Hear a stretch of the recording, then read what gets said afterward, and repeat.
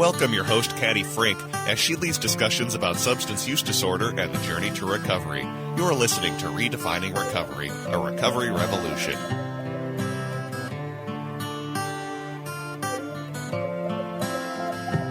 Well, hello out there in Radio Land.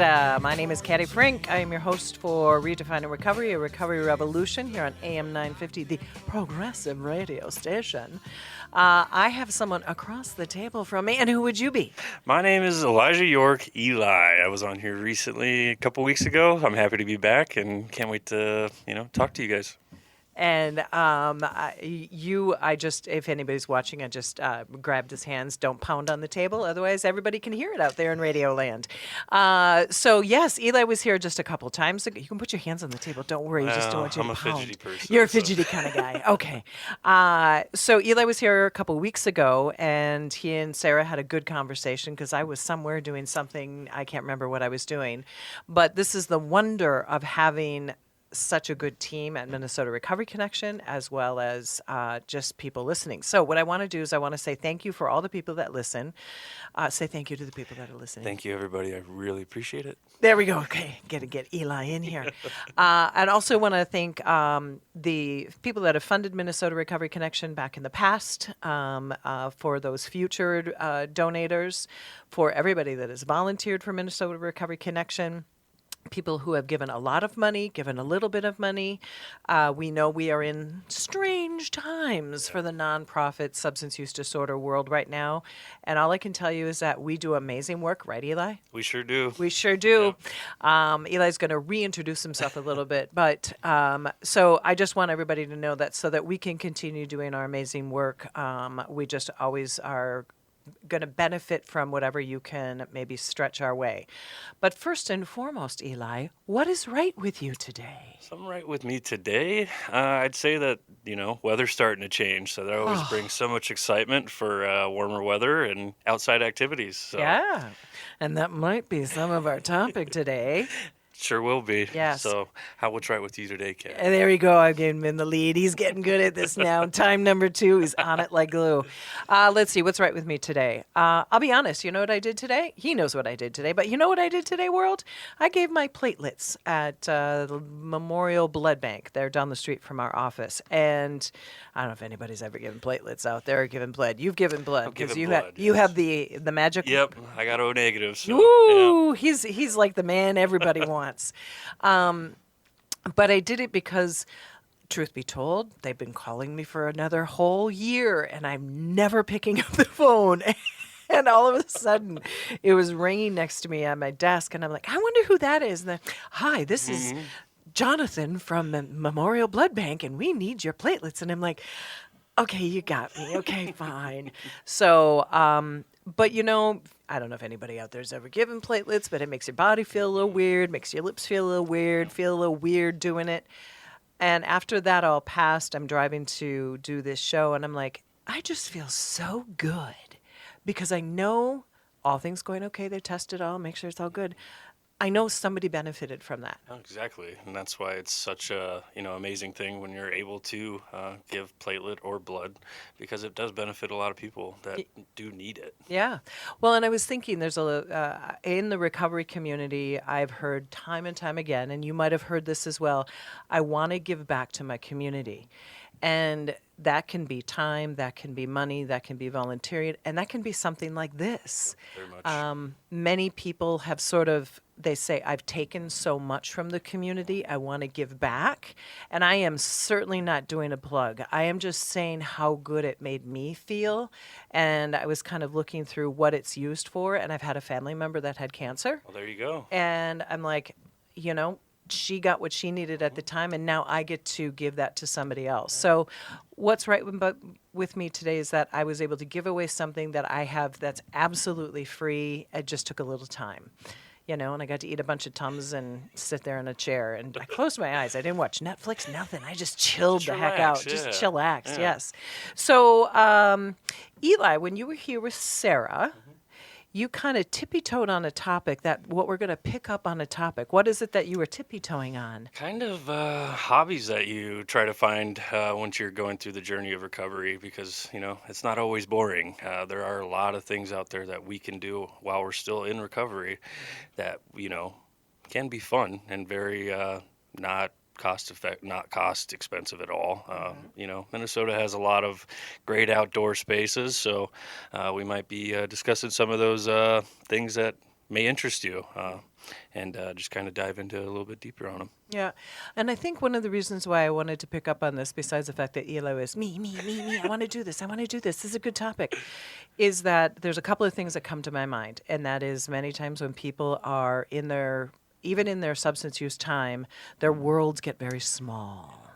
Because you feel like those old groups, you can't really be around them anymore, right? Or you don't want to be around them anymore, right? So it's it's tough to really feel like you want to get out there and try to experience new things, especially it's such a vulnerable state when we're still trying to figure out our path that we want to take, who we are, where we are, where do we fit? Yep, exactly. Because I know back in the day when I was using alcohol, I knew exactly where I fit then. I knew I was at the bar, or I was at the dance club, or I was sitting at home. I didn't really drink at home. I wasn't a home drinker. That's different. I was a big home drinker. Yeah, well, and that's interesting because when I do this show, just so you know, I'm always talking to people who have our lived experience, but then there's all those people that know the people that are struggling with the thing that we struggled with, and it's like, there's the outside drinkers and there's the inside drinkers. And honestly, I never really had any alcohol at home. But Lord almighty, did I have a tab someplace. There was a tab with a credit card connected to it. But my world was very small. And what we want to do is we want to say, folks who are looking to expand their world, even if they're using substances, if you get yourself connected to other activities, sometimes it can break the cycle. Exactly, yep. Yep. You can find a community. Yeah. And even if you don't exactly fit in, you're at least trying. And then when somebody does find the world of recovery, then you're like, well, then I can't go to the bar, I can't go to the club, I can't go here, I can't do that. And you had said something the other day that was very interesting about your former work world that you were in. Yeah. Just say that in a couple minutes. I guess to touch back on my old work experience, I was a mechanic for 12 years. So drinking culture was a big part of that job, especially towards the end of the day. We'd have customers bring in beer, shots, all types of stuff. As customers bringing in? Customers. Seriously? Yeah, and then they'd give that to us as like a tip for the work we do. And, at that time, that was fine. really exciting. You're like, yeah, sweet, okay, I don't need the cash. You mean I don't have to spend my own money on that? Okay. But, so it kind of just bred that want to continue to drink, because it was so available at work. It also just kind of bred that it was normal. It wasn't, really thought of as like it's something wrong to be doing at work. Is more talked about like, hey, man, are you excited for 5 o'clock? Are we all going to hang out an hour and a half after work? But Right. You were given like total permission to use the alcohol. Yes. Nobody said, that's really a bad idea. Drinking and driving, even though you're repairing cars and you get in your car and you drive. Somehow there seems to be a miss in there. I'm not quite sure what that is. Well, and that's the other thing too. It's like, I was drinking while I was working, and I was trying to hide it as best as I could. And I obviously did a very good job because I never got caught on it at work. So when everyone wanted to party after work, you're like, I was more than ready to, keep the ball rolling. Yes, so. Sign me up, or actually sign me in again. Yes, exactly. Yeah. I'm not going to give this one up. Definitely not. I already got a buzz on. Let's just keep that thing going. Yeah. Well, and that's the thing, and that is when we're in our, like, I worked in retail, so I wasn't able to drink in, but man, oh man, about 3 o'clock, I've said this time and time again, I was drilling through the phone. Well, that was pre-phone days, let's be real. But I was thinking through the roster of numbers. I'm like, who can I call? Who can I call? I can call this person. I call this person. I call this person. Because, happy hour was coming somewhere, sometime, and I I was going to find it. Yeah. Try to stop me. Yeah, because the sweat was still coming out of my Yeah. pores from the night before, Sure. and that's a real thing. So when Eli and I come back, we're going to talk about some of the things you can do so you're not bored when you are in your recovery. So my name is Caddy Frink, and I'm with Eli, and we're from Minnesota Recovery Connection at Redefining Recovery Revolution here on AM 950, the marvelous progressive radio station. Thank you. See you in a minute.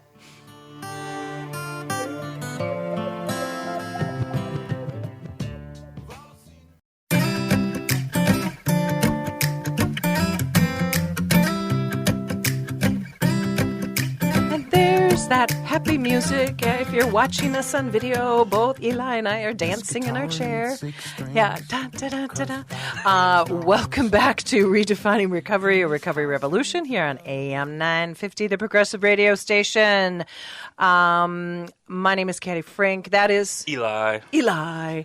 We are both people who are in recovery on our recovery journey. And in that journey, you got to re-find yourself, right? Sure do, and it's not a simple task. No, and so as I was saying to Eli, and that is the people who are in our recovery journey at a successful rate, whatever that looks like, we've been able to kind of like grow some legs of recovery, reach out, do this. There are people who can't because they're still stuck in either their mind, their lifestyle, their family, their community, where they grew up. And then there are people who love people who are looking at their people who they love that are either stuck, right? Yep. And come on, get out there, do something. Did you experience that with your partner? Not necessarily with my partner, but I am experiencing that with my own brother. Tell me more. My brother, he has a very tough addiction with food. His substance of choice is food. It has been for quite some time, and it's tough for me because I get to look at him and I see a lot of the things that I used to be like. Until I actually started, wanting to work on myself. So, as I know as a peer support specialist, I'm not there to tell him he needs to do something. And that's something I used to do as, his brother. But you got to stop doing that, bro. Yep, That's exactly. bad for you. Yeah, stop doing it. You should do this instead of that. And, it hasn't worked. It's never worked. He's been my brother for 28 years. And that hasn't changed much. So going through all this, it's actually helped me be able to communicate with my brother Have you been able to get inside a little bit? I have, yes. Tell me how. He's still in California, so it is a little tough. Okay. But we are looking to actually move him out here at the end of April. So that's going to be a big accomplishment for himself as well. Wow. Something that I want him to be proud of. Yeah. And I know that he's just been kind of looking, kind of at me from afar, and just being like, okay, Elijah can do it, I can do it. Yeah. We're brothers, so we share the same blood. So it's like, it's in there, it's in him, and it's just, I continue to just, shine that positive light on him that, you've done a whole bunch of stuff already. Right. It doesn't mean that it's ever going to stop, but just means that it'll start to get easier as you continue to move through the journey. So. Wow. This is an addiction that we don't talk about too much because we all have to eat. We don't have to use drugs or use alcohol, but we all have to eat. Yes. And if there is some sort of addicted nature in the family or in the genetic pool that you're talking about, it's hard to say, well, just don't eat that or just don't do that or don't order that. Wow. Yeah. What kind of steps has he taken in this? Because there might be people out there who have had their own eating issues. What has he been able to do that's somewhat successful at this point? He's been trying to find communities that are kind of similar to him, and that's something he's never really done. I think just for me advocating for the recovery community alone has shown him the importance of finding a community that shares similar goals in life or similar thoughts about, the process of trying to battle, food addiction. Because like you said, who can imagine not trying to eat, or who can imagine not eating to survive? It is just about having to monitor and maintain, much like it's like us monitoring and maintaining our own mental health and how we're feeling towards, certain aspects of our day. Mm-hmm. So I have seen him start to notice things more, which is a very positive thing for him because he's always doesn't want to notice anything because he's much like me. I didn't want to notice I had a problem. But once we notice things, I mean, it's part of who we are. Yeah. We tend to attack them head on. Okay. So I'm really hoping that he, hears this, and, I'm super proud of him. Yeah. And like I tell him all the time, I can't wait till he's out here and we can have the family all together. So wow. Hey, bro, I'm proud of you too. And that's, it's so interesting when people are struggling with something, like you said, if you can help just sort of have him see the world with a little different perspective. Sometimes that's the beginning, and sometimes that's all it takes. Where are we? I'm not sure. The journey is going to be interesting. Wow, thank you for sharing that. Yeah, no problem at all. Yeah, because I would imagine part of finding activities to do is, for him, is literally what we're going to talk about. Yep. So Eli was talking about getting into sports. So why don't you talk about some of the things that you wanted to kind of get invested in? And we're going to kind of tag team back and forth about those who are looking for things to do in their early recovery or in their long-term recovery, and you get kind of set in your ways, not that I am or anything like that. And then people who are just struggling to find community in general. So what are some of the things that you embarked on your journey of recovery? So I guess the first thing for me, when I was going through my outpatient treatment, we had a peer service meeting kind of attached to the outpatient. It wasn't necessarily part of the outpatient, but they offered it. Mm-hmm. And my peer specialist at the time would always try to get us involved in going to like the YMCA and stuff like that, because he'd always say, I don't mind. There's something that can always be done, and what better place to go for most people than the gym? So we started doing that, and then I started to introduce pickleball. Pickleball, it's a thing. And many of the people I was going to with my outpatient, they weren't, their culture isn't American. They're not used to like sports and stuff. So I found it very fun to be able to try to help and teach a new sport to some people that were interested in doing that. So we've actually continued that. We go pretty much every Saturday from about 9 to I'd say about 12, 1 o'clock at the YMCA in North St. Paul. We play pickleball. It's a good time. How many of you, out of curiosity? There's usually about 4 to 5 of us, so we're always welcome to having more. Okay. And all of us that do show up, we all are in recovery. So that's something that, Nice. also helps getting that motivation to show up and go, play some pickleball for a little while. So well, it also number one, you're getting somebody out of the house. Yep. Number two, you're gathering as a group. Yep. Number three, you're getting some endorphins going. Definitely. Number four, you're getting some dopamine going, right? Yep. You're sweating. You're engaging in life. Yes, very much so. I mean, you're getting the blood flowing, pumping, and you're making connections with people, while you're going through that, because that's how you build bonds too, by sweating together. And that's super simple and easy way to do it, just by playing pickleball. Wow. And, what other things have you gotten yourself involved in? one thing for me personally that I've really picked up was golfing. Good old golfing. Yeah, I used to play golf quite a bit in high school. I graduated, and I found a lot of other things that were more entertaining than hitting a golf ball.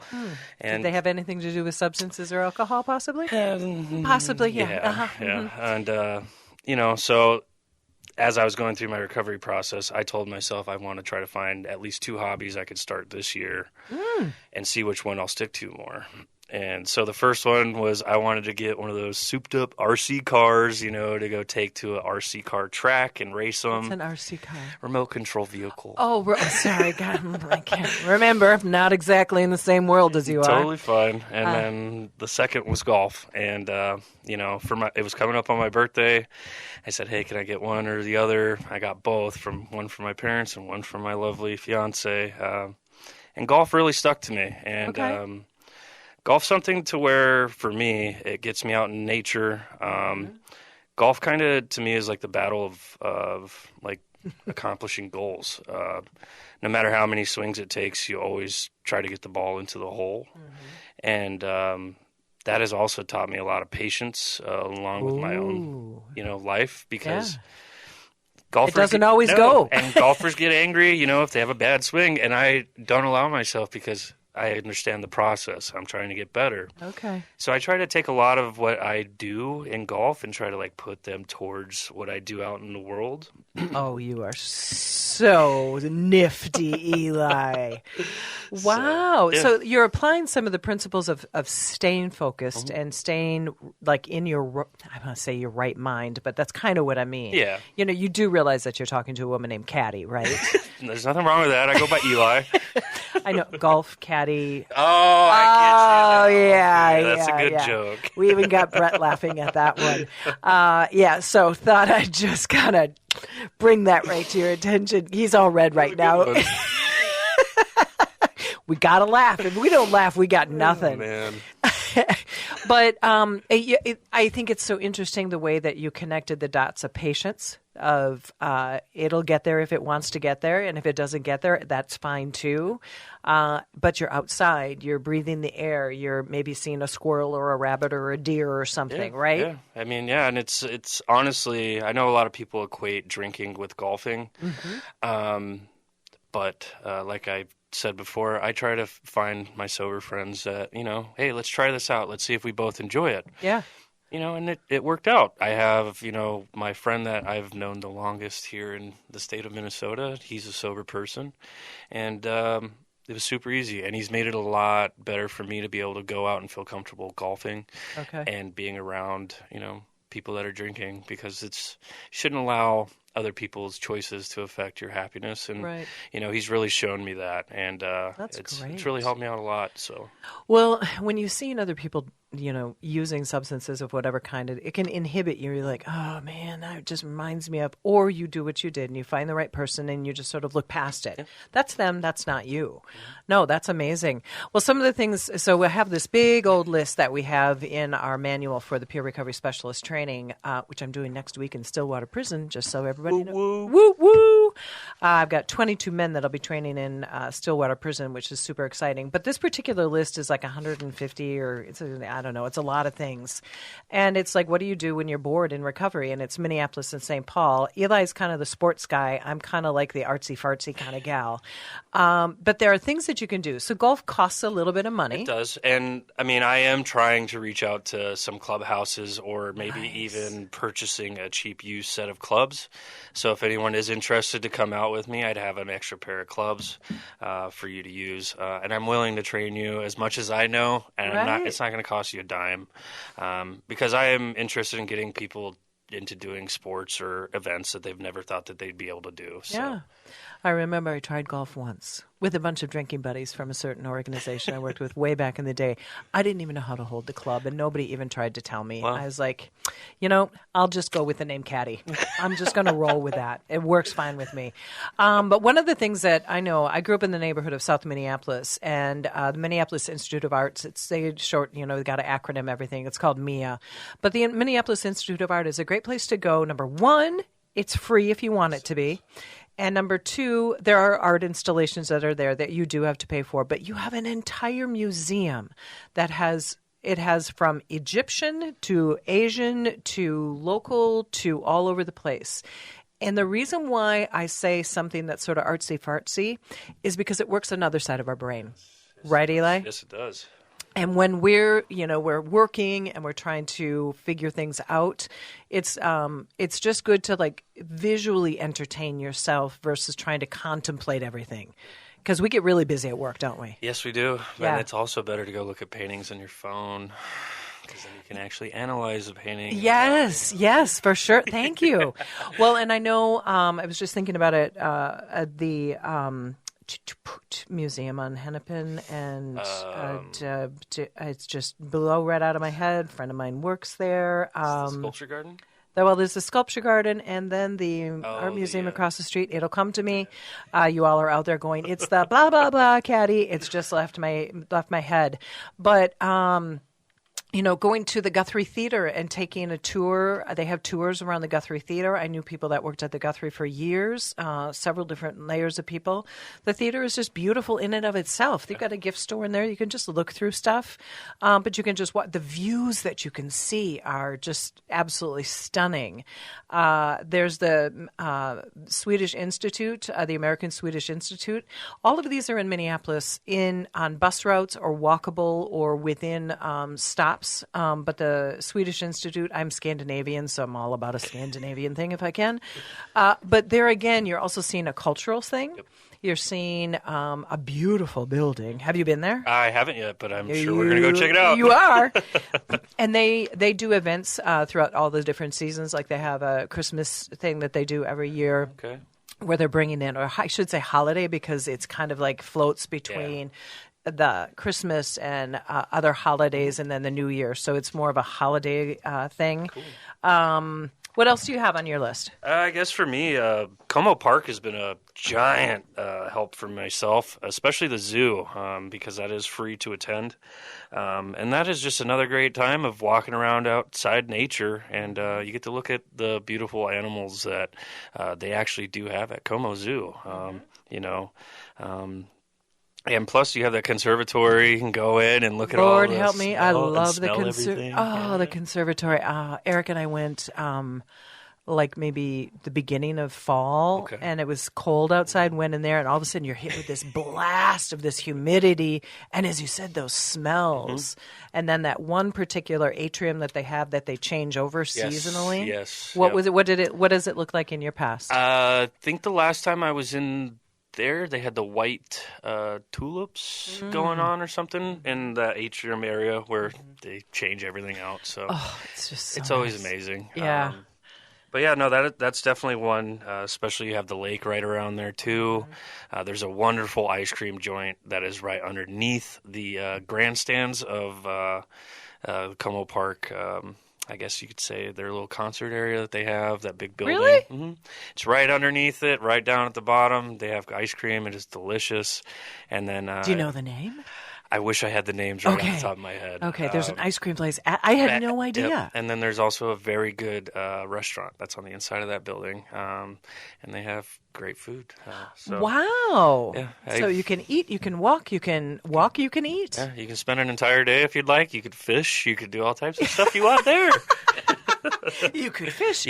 Fishing is a thing that you like to do, right? Yeah, definitely. It's been kind of just something we've been trying to get into more too out here.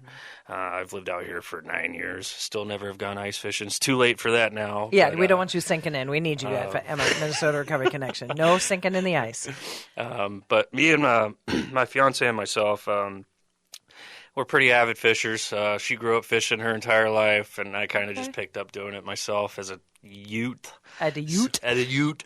So it's something that we do to. Where do you go? We fish right off the Mississippi down in Harriet Island, or we actually just got some blow-up kayaks from one of our friends that was moving. So we're actually going to take those out this year and hopefully go up and down the St. Croix a little bit. And, Hello. do some fishing. So it should be a good time. Yeah. Well, it's interesting. Somebody gave you some floaty things. And remember, folks, a lot of these things that you might want to do don't necessarily have to cost a lot of money. Facebook Marketplace, the free store, there's all kinds of stuff you can get there.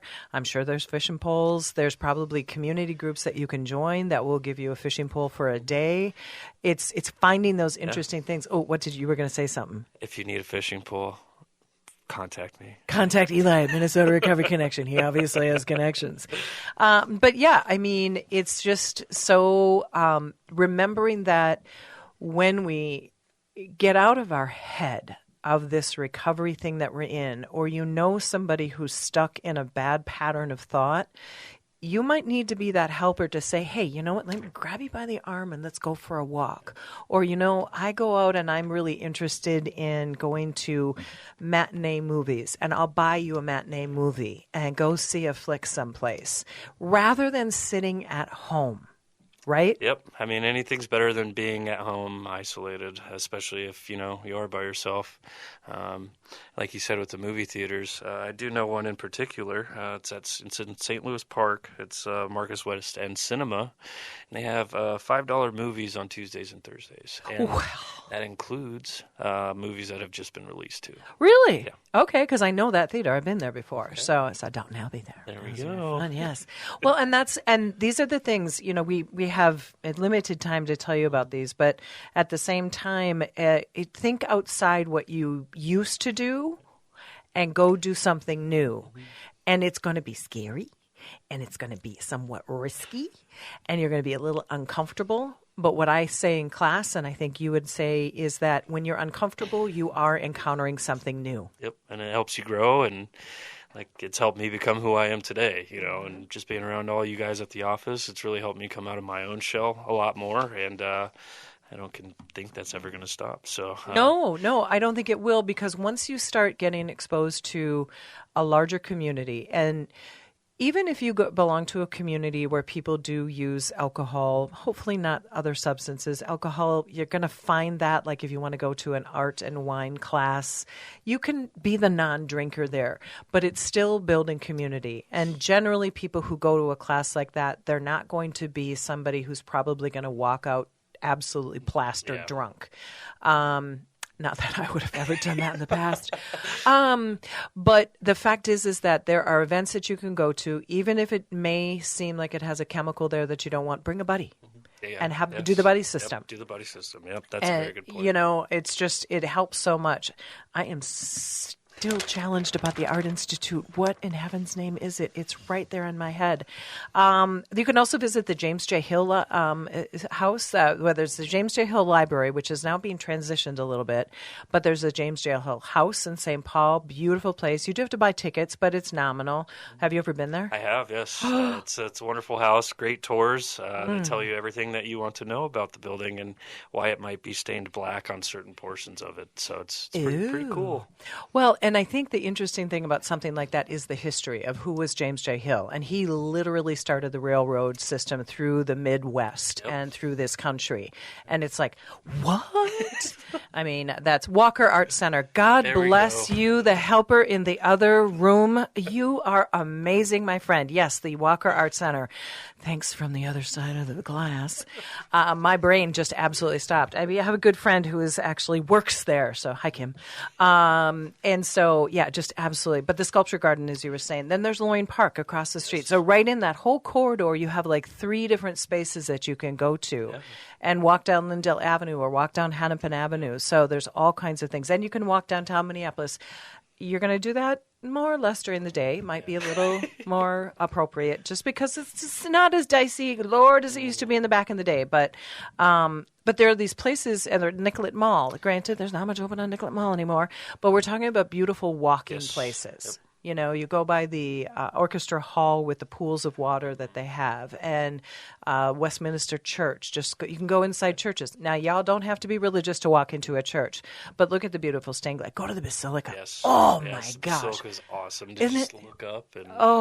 I went to Luminescence that was there. Okay, yeah. Oh, my gosh. It was, between what they were able to do with that show. Now, it was not inexpensive, so that might not be a thing that you can do, but you can go into the church and see the beautiful architecture. Yes, you can. And that particular Luminescence was interesting because it actually talked about the history of the church, and that it was started to be built I think in the in the late 1800s, and wasn't finished until 1911. If I'm pulling this right out of the air, but.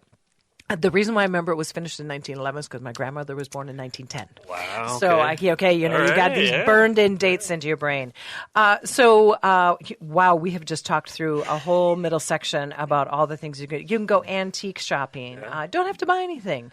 I love the idea of hosting a pizza party.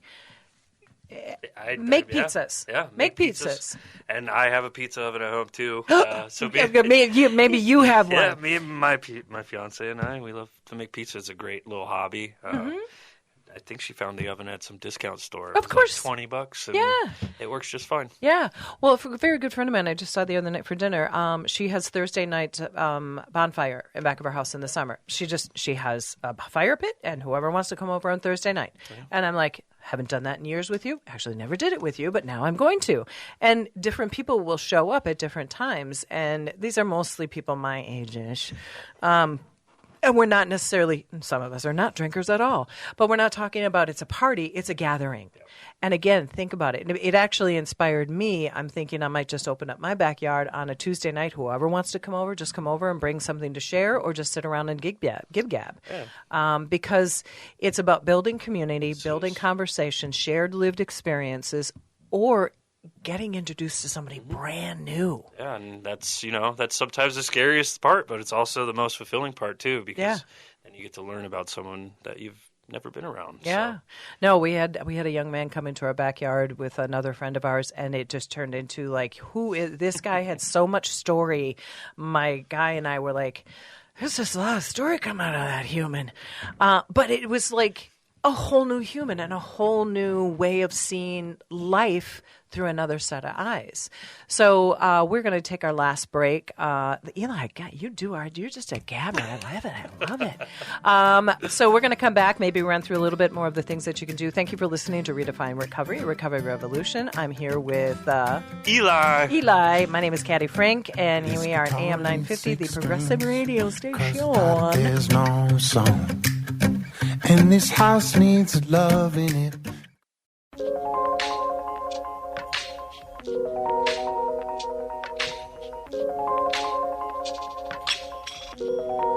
I still always have to thank Erin Fitzgerald, my first co-host way back in the day, for that music selection, all of these. Thank you, Erin. If you ever listen, she's down in Puerto Rico now. She moved there with her son, and she was just a great side fiddle for the beginning of all this. Hello, my name is Caddy Frink. I'm the host of Redefining Recovery, Recovery Revolution. Who's across the table? Eli, what do you do at Minnesota Recovery Connection? Just to remind folks. So right now I'm interning, and I've been really hands-on with a lot of the volunteer kind of orientation, scheduling, and just trying to get everything kind of lined up, I guess, because we do offer some scholarships and stuff like that. So to be able to kind of keep an eye on who's volunteering, who's attending, and stuff like that, it's been really, I guess, helpful, beneficial. I'm trying to just help as much as I can, and I've been very grateful for the amount of opportunity you guys have given me. So yeah, well, and people who are interested in internships, I guess I should probably talk about that. You're doing it because you had the time available. You wanted to be in an environment at Minnesota Recovery Connection where we're about building community, we're about educating. You've taken the class, you've gotten certified yourself, you're about ready to start a job next week. And so there's a lot of opportunity for just building community just in and of itself at Minnesota Recovery Connection. It's so fun. Every now and then I'll hear the volunteers talk about, I just like coming back because everybody's so nice here. And there's stuff to do, or sometimes just have a conversation, right? Yeah, and that's, sometimes the best conversations are had with some of our volunteers because we get to learn so much about the people that get to walk in and out of our office all the time. So yeah, it's great. Yeah, and he was super helpful. I have a class that I'm doing for the next now 6 weeks. Well, it's not 6 weeks continuously. If you're all interested in compassion fatigue, last show, Cynthia, our executive director, and I talked about compassion fatigue, and we've got a good seminar. Have you liked it so far? I've loved it. Yeah, it's very good. I think it's great to bring the awareness towards it because as you're out in the field, I feel like you tend to forget about your own, mental health maybe sometimes, and we give a lot of ourselves to a lot of people. So. Yeah, well, and one of the things that came up in the conversation Wednesday was there's the work fatigue that we have, but there's also a lot of other events that are going on. So yes, of course, I'm plugging my class. Why wouldn't I? But what I want you to know is that we are all communities, all people, all environments. And if you want to come in and have a conversation about another substance use or like your brother with his food addiction, we are always willing to have conversations. But back to the lists of things that we can do. So I love this. I'm one of these things. Do home repairs. Yeah. Oh, okay. Those things always sort of land out in no person's land. What else do you got? So I guess volunteering came up a lot in these stuff to do.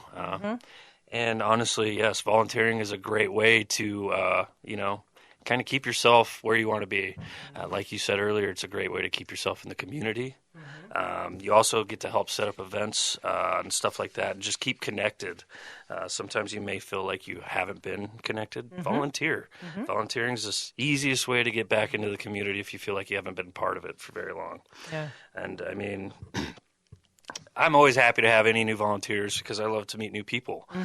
So I'd say that's one I use for myself, because I knew if I were to go volunteer my time somewhere in the recovery community, it wouldn't not benefit me. No, it's exactly. benefited me the entire time. Yeah. Well, and I think volunteering can work in a lot of different ways. I mean, one of the things we have on this list is volunteering at a pet place. Yes. So you might not be a super people person, but there are dogs and cats and lizards and things and creatures that need to have companionship as well, and that might be your jam. Or you want to go to a kitchen at a particular space or place and just help prepare food and maybe give food away. Maybe you're not a huge conversationalist like Eli and I are. But there's many places where you can go where you can build community again. Yes. Because it doesn't necessarily have to be in the recovery community, but if you're feeling centered enough to reach out, you're going to encounter somebody else that needs that person next to you, right? Most definitely. Yeah. So it's just between volunteering, going for walks in the city, even go for a walk on Summit Avenue. Look at all the pretty houses that we all wish we owned. Oh gosh. Go to Kenwood in Minneapolis. Go at dusk, y'all, because then you get a sneak peek inside people's houses. Not that you're a voyeur or anything, but it's always a really great time to go. We're about ready to get into daylight savings time coming up this weekend. And so we're going to be able to be out longer in the day. Can't wait for that. I think there's a lot of us who are ready for that. So there's sports. There's softball teams. How many different recovery sporting things? You've got your pickleball. Man, I can just say if you plug it into the computer, there are communities, Facebook groups, pages, all types of stuff that if you're interested in, you can more than be happy to get involved with doing them, because they are available. They are out there. Yeah. It just takes the time to try to look and find where they might be. Right. But yes, there are all types of events that people throw everywhere around this state of Minnesota. So. Yeah. And I think once again, it comes down to throwing yourself out there. Yep. Which can be a little bit hard, going to a place where you don't know people. And this is where having a buddy, because a buddy can work in several different ways in my mind. Number one, you got somebody to be with. Yes. Number two, if there's somebody there that you don't like, you can walk away because you got somebody to go with you rather than just run to your car and go, I can't do this. There's also, if there's two humans going up into a group, you are it's just easier. Yeah. It's easier. Well, and you have that person to lean on if you do feel like something might be coming up, go sideways. Yeah. Have you ever been on any of your adventures and felt not necessarily the urge to use, but felt so uncomfortable that you might have wanted to dip back in? I guess for me, one of the recent ones, my stepdad, he just lost his mother. So I know the pain that comes with losing a parent, because myself have lost my father. Thankfully, I still have my mother. But they were on a trip in Vegas when it happened, and they're from California originally, just like myself, and they didn't fly back home to go visit. And my stepdad came home, and I knew he was wrecked. And we went out to eat that night, and you kind of see those inklings of like, man, like I totally understand where he's at. That kind of, I get it. And it's really hard to try to, I guess, like say something to that person when they're going through something like that. But it gets to you a little bit, because you're like, oh, I know that feeling. I know why he's doing that. I know why he's using, whatever chemicals he's using to make himself feel better. Make the pain go away. Yeah. And I think if we think about it, trauma, whatever that trauma looks like, is a thing that will spur those reactions. And so with all the events that have gone on in Minnesota, all the things that are going on around the world, remembering to stay focused on your recovery, or don't feel, the urge to go out and escape. escape with somebody that you can feel safe with, that you can, number one, if you're going to use with somebody, but number two, maybe find that one person you met in a meeting someplace, somehow, somewhere, and say, hey, you know what, this is my moment, I'm calling. And go and do something. Yeah, like we've been talking about. Yeah, and that support system, man, that if you can find that solid support system, it can take you so many places. So. And it is sometimes the hardest thing to do. And in Minnesota, we have the Minnesota Nice policy, but we are pretty cliquey. Yeah, we are pretty definitely. cliquey. And I've, as a only child, no aunts, no uncles, no cousins kind of person, I only know how to make friends, but sometimes friends fade away too. And so I have to, as a woman who's of an age, to make new friends. Oh, it's a little bit of a pinch, but I'm doing it slightly more than I used to because it only enriches me. Exactly. Yeah, and you get that new energy back into your life by meeting new people. So, yeah. Yeah, it's a real thing. Well, Eli, we're about ready to come close. Isn't this amazing how fast this went? It is. It surprised me the last time I was here, too. Yeah, So. yes. So, words of encouragement for folks. Just keep your heads up. The weather's getting better. This is the best time of year, and let's get after it. Okay. And what I can say is thank you for listening to Redefining Recovery, a Recovery Revolution here on AM 950. My name is Caddy Frink, and I'm with Eli. And we are wishing you a very good day, and take care of yourself. Be good to yourself. Be good to the people around you, and love everybody you possibly can. Thank you. Have a great day.